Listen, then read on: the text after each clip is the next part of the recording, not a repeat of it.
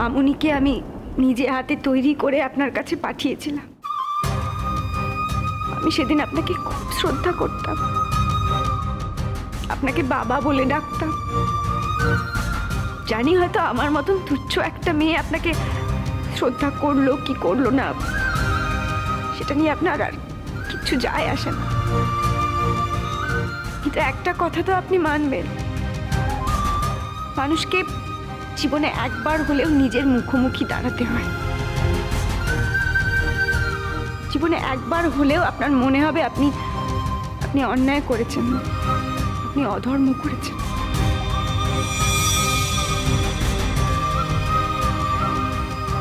আর এই এতক্ষণ ধরে এতগুলো কথা বললাম বলে আপনি যদি সারা জীবন আমার সাথে আর কোনো কথা না বলেন, তাহলেও আমার কোনো আক্ষেপ থাকবে না।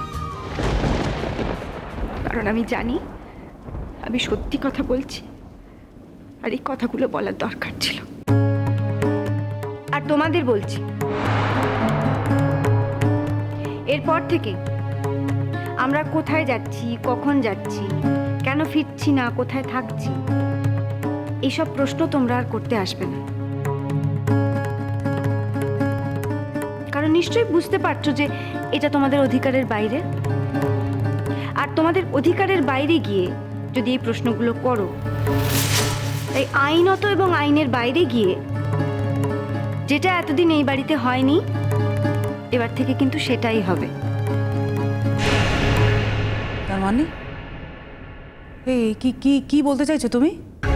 বলতে চাইছি এরপর থেকে আমাদের কোনো কাজে বাধা দিতে এলে আমরা সেটা মেনে নেব না, আমরাও ছেড়ে কথা বলবো না।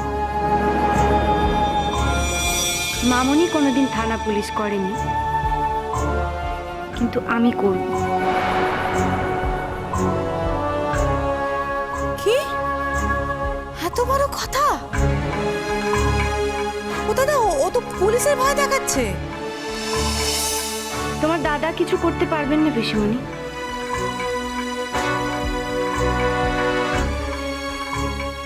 কারণ উনি তো আইনের লোক, উনি জানেন কি করা যায় কি করা যায় না, কতটা করা যায় কতটা করা যায় না।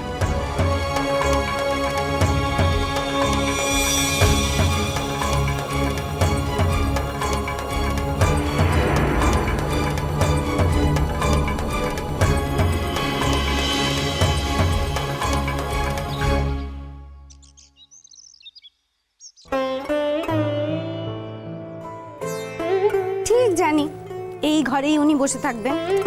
শোনো, মামনি হলে কিন্তু তোমাকে ছাড়তো না একদমই। সেই জন্য আমি এই পায়েসটা বানিয়েছি, এটা তোমাকে খেতেই হবে।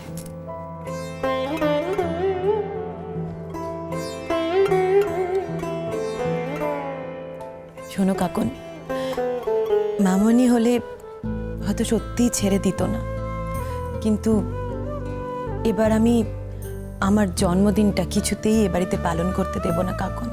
না, আমি চাই না যে আমার জন্মদিনটা নিয়ে কোনো নাটক হোক। মা বাবা অফিস থেকে ফিরলেই তো সেই কেক কাটার নাটকটা শুরু হবে, আর আমি কোনোভাবেই সেটাতে পার্টিসিপেট করব না কাকুন, কোনোভাবেই না। তাই আমি আজকে অনেক রাত করে বাড়ি ফিরব। দিদি ভাই, মানে আমি, তোমার এত রাগ কেন হলো আমায় বলো। কাকুন, আমি যদি এখনো মানুষ হিসেবে রেগে না যাই, তাহলে আমি যে সত্যি একটা মানুষ সেটাই তো এবার ভুলে যেতে হবে, তাই না? সত্যি তোমার কথা বুঝতে পারছি না, কি আমি কোনো দোষ করে ফেলেছি? এত কিছুর পরেও যদি তুমি বুঝতে না পারো কাকুন, তাহলে সত্যি আমার কিছু আর বলার নেই। দেখো, আমি হয়তো সত্যি কিছু থামিয়ে দিতে পারবো না, কিন্তু আমার তো খারাপ লাগতে পারে, আমি তো প্রতিবাদ করতে পারি, অন্তত সেটুকুর অধিকার তো আছে। আমার প্রতিবাদের কণ্ঠ তো কেউ রোধ করতে পারে না। বুঝতে পেরেছি দিদি ভাই, তুমি খুব রাগ করেছো। অথচ দেখো, আমি কষ্ট করে সকাল থেকে উঠে তোমার জন্য পায়েসটা রান্না করি।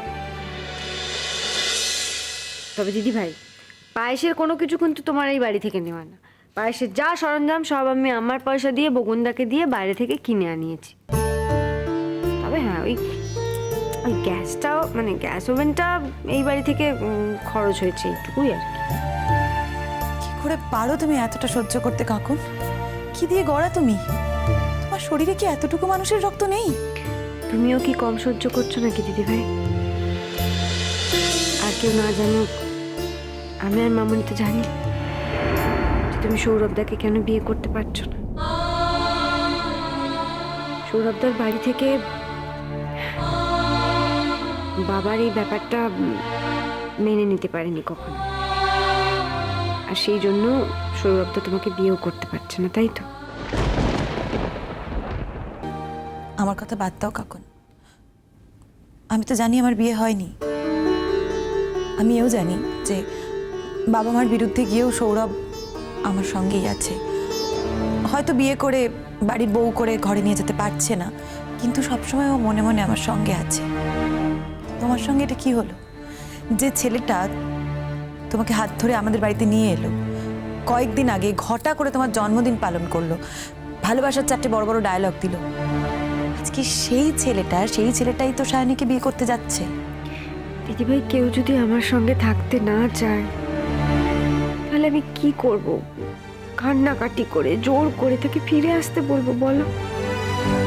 ও আমার সাথে থাকতে চায় না, হয়তো আমার এই অক্ষমতা, আমি ওকে ধরে রাখতে পারিনি, সেই জন্যই হবে। এইটা নিয়ে শুধু শুধু আর কি করবে বলো দুঃখ করে? পারো বটে তো, তবে এই যে তুমি আর মামনি রোজ বেরোচ্ছ, তোমরা যে কোনো একটা কাজে জয়েন করেছো, তাতে আমি সত্যি খুব হ্যাপি। আমি ছোট্টবেলা থেকে মামনিকে না এইরকম একটা রূপে দেখতে চেয়েছি, জানো কাকুন? আজ এতগুলো বছর পরে মামনি আমাকে নিজের এই রূপটা দেখাচ্ছে, সেটা তো তোমার জন্যই সম্ভব হয়েছে। আমি তোমার কাছে কৃতজ্ঞ। তোমার সঙ্গে তো আমার কৃতজ্ঞতার সম্পর্ক নয় দিদিভাই। হয়তো হয়তো আর কদিন বাদে তুমি আর আমার ননদ থাকবে না, কিন্তু তুমি আমার দিদি হয়ে তো থাকতে পারো। সেই ভালো কাকুন। আমি তোমার দিদি হয়েই থাকতে চাই। সেটাই ভীষণ সম্মানের, জানো, তোমার জন্য, আমার জন্য। আচ্ছা ঠিক আছে, আর কথা না, এবার তোমাকে আমার বানানো পায়েসটা খেতেই হবে। কিন্তু তার আগে আমি একটা কথা জানতে চাই দিদিভাই, এই যে তুমি কি করে জানলে যে আমি আর মামুনি কোথায় যাই? মানে তোমাকে তো বলিনি, বাড়ির কাউকে কিচ্ছু আমরা বলিনি, তুমি কি করে বুঝলে গো? আমার তো একটা সাধারণ বোধ বুদ্ধি আছে নাকি? সেই বুদ্ধিটা দিয়ে আমি বুঝতে পেরেছি যে প্রত্যেক দিন একটা নির্দিষ্ট সময় বাড়ি থেকে বেরোনো আর নির্দিষ্ট সময় বাড়িতে ফিরে আসা, এটা তো আর বেড়াতে গেলে হয় না। দেখো কাকুন, তুমি আর মামনি ঠিক কি কাজের সঙ্গে যুক্ত সেটা আমি সত্যিই জানি না, তবে কৌশিকবাবুর সাহায্যে যে তোমরা কোনো একটা কাজের সঙ্গে যুক্ত হয়েছো, সেটা তোমরা মুখে না বললেও আমি বুঝতে পারি। মা, বুঝতেই যখন পেরেছো তাহলে আমাদের জিজ্ঞেস করনি কেন? জিজ্ঞেস করবো কেন? বলার হলে তো তোমরা নিজেরাই বলবে। তা অবশ্য ঠিক বলেছো। আসলে কি বলতো দিদিভাই, মানে এখনো ঠিক বুঝে উঠতে পারছি না, মানে এটা কি হবে, কোথায় গিয়ে দাঁড়াবে। হয়তো দেখো যাও, এটার জন্যই আমাদের হাসির খোরাক হতে হলো। আগে ঠিক মতন জিনিসটা দাঁড়িয়ে যাক, তারপর সবাইকে বলবো।